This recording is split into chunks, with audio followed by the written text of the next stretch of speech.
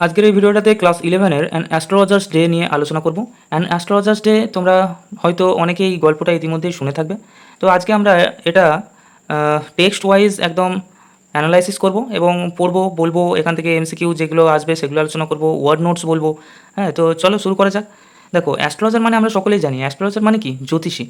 তো astrologers day অ্যাপোস্ট্রোফি রয়েছে, মানে একটা জ্যোতিষীর দিনের গল্প বলা আছে। আমরা এই স্টোরিটার মধ্যে দেখতে পাবো এটাতে একটা দিনের কথা কিন্তু রয়েছে। হ্যাঁ, তো এটা রয়েছে আর কে নারায়ণের লেখা একটা শর্ট স্টোরি, মালগুড়ি ডেজ থেকে নেওয়া হয়েছে। এগুলো একটু নোট করবে, আমি বলে যাব, তোমরা নোট করবে, পারলে ভিডিওটাকে পজ করে লিখে নিও। আর কে নারায়ণের লেখা, ঠিক আছে? কোথা থেকে নেওয়া হয়েছে? মালগুড়ি ডেজ থেকে। কেমন ধরনের গল্প এটা? এটা একটা শর্ট স্টোরি, কিন্তু এমসিকিউ আসতে পারে। কেমন ধরনের গল্প এটা? মনে রাখবে, শর্ট স্টোরি, ঠিক আছে? এই গল্পটাতে আমরা দেখতে পাবো 3টে ক্যারেক্টার রয়েছে। এমসিকিউ কিন্তু আসতেই পারে যে কয়টি ক্যারেক্টার রয়েছে, তো জানবে এই গল্পে 3টি ক্যারেক্টার রয়েছে। তো দেখো, লিটারালি মিনিংগুলো একধার থেকে বলে যাচ্ছি, ওয়ার্ড বাই ওয়ার্ড পড়াবো, বিভিন্ন ওয়ার্ডের মিনিং বলবো, সেই ওয়ার্ডগুলোকে নোট করবে, একটা খাতা করবে, সেই খাতায় ওয়ার্ডগুলো নোট করে তার মিনিং কিন্তু লিখে রাখবে, তাহলে তোমাদের নিজেদের পড়তে সুবিধা হবে এবং ওই পুরো ফ্রেজটাকে মনে রাখবে, একদম ইংলিশটার পুরো লাইন বাই লাইন যেন মুখস্থ হয়ে যাওয়া যায়। তাহলে এমসিকিউ আসলে সেখান থেকে তোমরা সহজে বুঝে যেতে পারবে যে কোনটা অ্যান্সার হবে।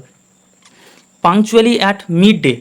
পাংচুয়ালি মানে কি? যথাসময়। অ্যাট মিড ডে মানে দুপুরের। তাহলে দুপুরের যথাসময়ে হি ওপেন্ড হিজ ব্যাগ, সে তার ব্যাগ খুলতো, and spread out his professional equipment, এবং ছড়িয়ে দিত কি? তার প্রফেশনাল ইকুইপমেন্টস। প্রফেশনাল মানে তার যে ব্যবসায়িক যে যন্ত্রপাতিগুলো ছিল, ইকুইপমেন্টস, ঠিক আছে?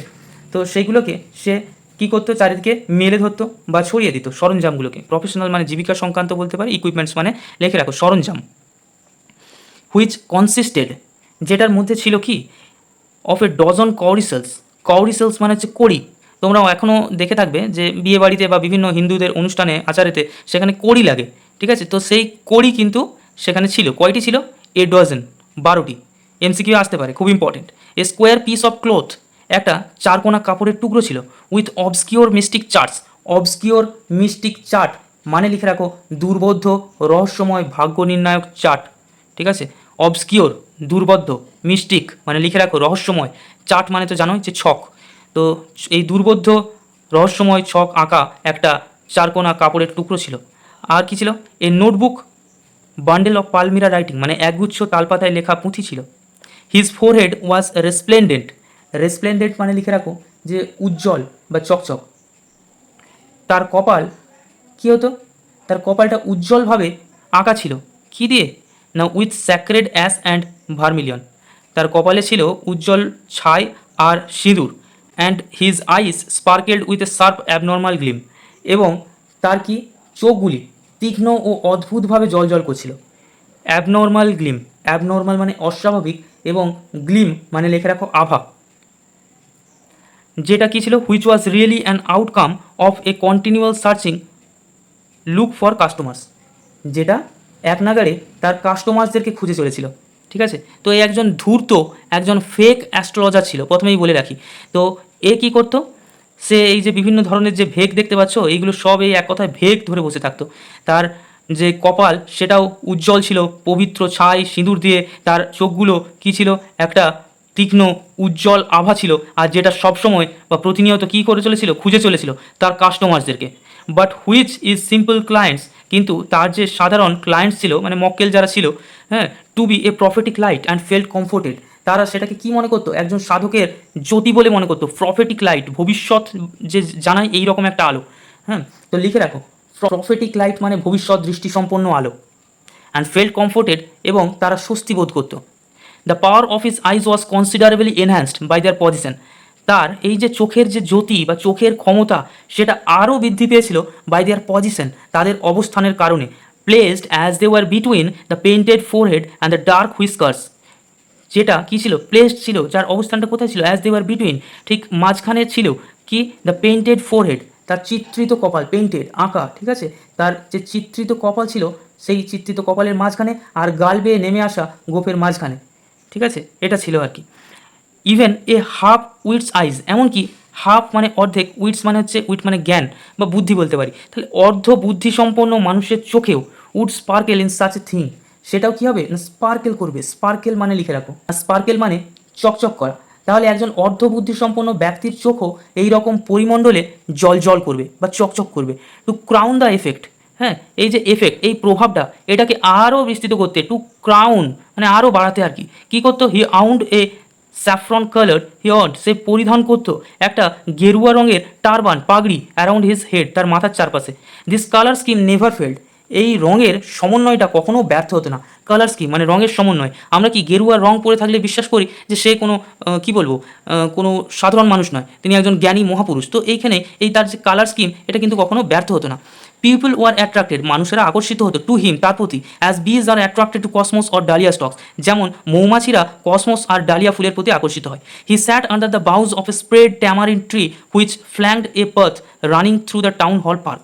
সে কোথায় বসতো, এটা খুব ইম্পর্টেন্ট কিন্তু, তার যে সেটিংটা, তার যে জায়গাটা, তার যে জিনিসগুলো, ইকুইপমেন্ট, এগুলো কিন্তু খুব ইম্পর্টেন্ট, ভালোভাবে মনে রাখতে হবে এগুলো।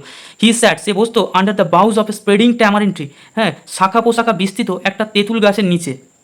তাহলে সে কোথায় বসতো, এটা কিন্তু এমসিকিউতে আসতে পারে। শাখা পোশাখা প্রসারিত তেঁতুল গাছের নিচে বসতো, যেটি টাউন হল পার্কের মধ্যে দিয়ে প্রসারিত একটি রাস্তার পাশে অবস্থিত।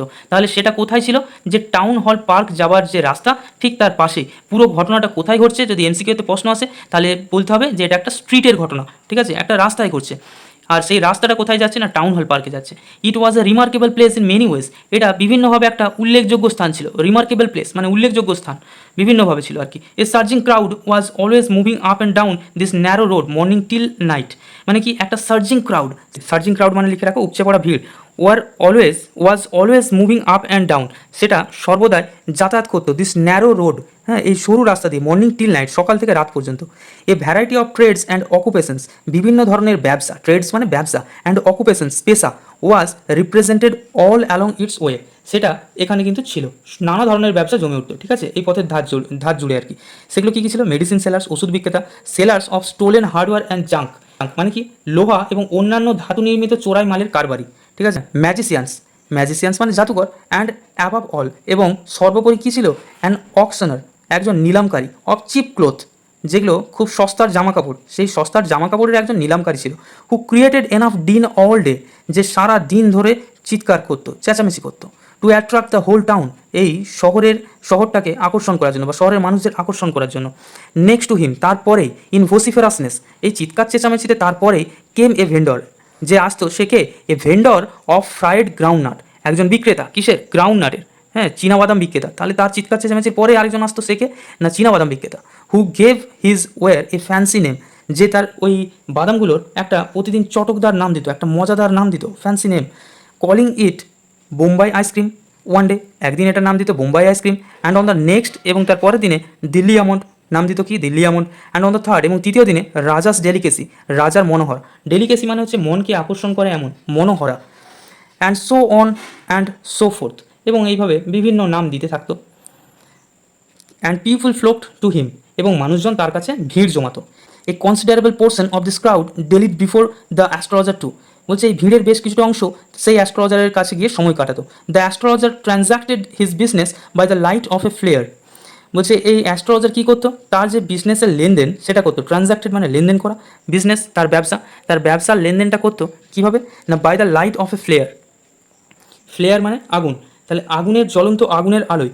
হুইচ ক্যাকেলড, যেটা কী করতো, একটা কটকট শব্দ করতো, অ্যান্ড স্মোকড, ধোঁয়া ছাড়তো, up above the groundnut heap nearby, সেটা কোথায় ছিল না, চীনাবাদামের স্তূপ, সেটাকে ছাপিয়ে যেত। তাহলে অ্যাস্ট্রোলজারের আলোটা কোথা থেকে আসতো, চীনাবাদামের যে স্তূপ ছিল সেটা থেকে একটা আগুনের আলো আসতো, ঠিক আছে। সে এর বিজনেস যে করতো এর কিন্তু নিজস্ব কোনো আলো ছিল না, এটা জেনে রাখতে হবে। পরে আমরা এই সেটিংটা পড়বো এখান থেকে, তখন দেখতে পাবো যে তার কাছে কী থেকে তাহলে আলো আসতো। এই পর্যন্ত তোমরা পড়ে রাখবে, এখানে যে যে ওয়ার্ডগুলো তোমাদেরকে বললাম সেই ওয়ার্ডগুলো তোমরা মিনিংগুলো খাতায় লিখে রাখবে, হ্যাঁ, ভিডিওটা পারলে পজ করে দেখে নেবে। আর ভিডিওটা যদি ভালো লেগে থাকে তাহলে তোমরা চ্যানেলটাকে সাবস্ক্রাইব করে রাখো। পুরো প্যাসেজটা আমি এইভাবেই তোমাদেরকে পড়াবো, কোনো অসুবিধা থাকলে কমেন্ট করে জানিও।